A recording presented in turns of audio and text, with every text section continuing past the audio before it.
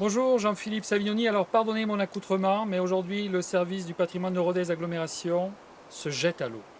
J'avais envie d'évoquer avec vous, c'est un souvenir commun, moi je ne raconte pas l'histoire, je raconte notre histoire. Je voulais parler de la piscine d'été. Rappelez-vous. Alors moi c'était après le générique d'Aujourd'hui Madame, nous partions depuis la rue Henri Dunant, c'était long jusqu'à la rue Vieux-Sens. Nous longions ce que nous appelions encore le nouveau lycée Foch, qui était tout endormi, les élèves étaient enfin partis, et on entendait un bruit, une clameur, des plouches, des splashs.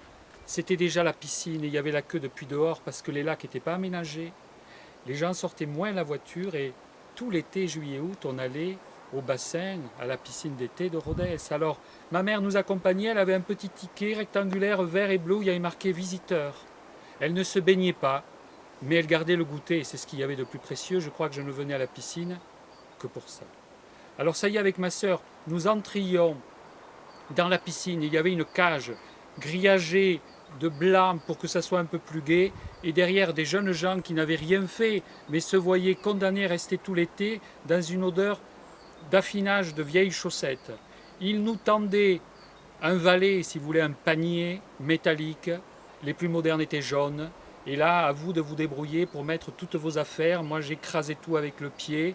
Et en échange, on gardait un petit bracelet de caoutchouc rouge avec un numéro. Parfois, la piscine était tellement pleine qu'il n'y avait plus de bracelet. Vous deviez vous souvenir de ce numéro pendant 2 heures de piscine ardente, de natation forcenée. Mais avant, il y avait la douche. La douche était la première épreuve et l'inégalité de la vie. Certains appuyaient une seule fois, aucun thermostat. Appuyaient une seule fois, ils avaient une eau tropicale qui tombait pour des heures.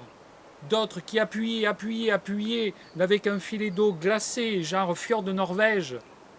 C'est comme ça. Et après, vous sortiez. Vous sortiez, vous descendiez. Et ces architectes malins de la piscine avaient mis des pédiluves en bas des escaliers. Ils étaient glacés, remplis d'une eau approximative et glacés par les nuits de Rodez. Alors on enjambait, on essayait de sauter, enfin bref, on y allait. Et là, vous aviez un bassin qu'on appelait la moyenne. C'est vrai, c'était moyenne, déjà pour trouver de la place. Tout le monde sautait, s'entrechoquait. Il y en avait qui sournoisement faisaient du sous-l'eau. D'autres qui portaient des grands, flexibles, longs sur les épaules, qui semblaient traverser la Manche, rejoindre la Méditerranée, atteindre Dunkerque, enfin j'en sais pas. Et après vous aviez la grande. Ah, la grande, attention, elle fascinait tous les enfants. Nous jurions à nos mères que jamais nous n'irions sans qu'elles nous regardent, comme une protection divine. Mais nous y allions quand même. Et après il y avait les plongeoires.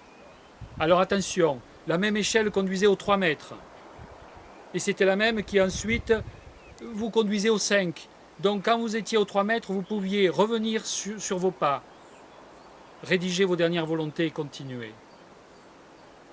Vers le 5 mètres. Alors arrivé aux 5 mètres, il n'y avait plus de planche de salut.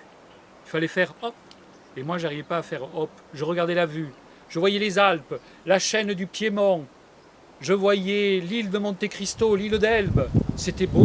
Par temps clair, je voyais le goûter qui m'attendait et vite je redescendais en étant prudent parce que j'avais le vertige. Arrivé en bas, j'allais rejoindre ma mère, mais je craignais qu'en courant, le maître nageur ne siffle.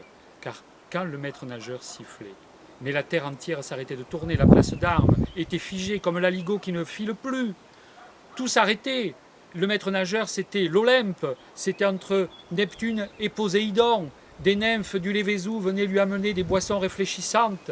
Ah non, rafraîchissantes. Elle lui amenait aussi des soieries d'Orient.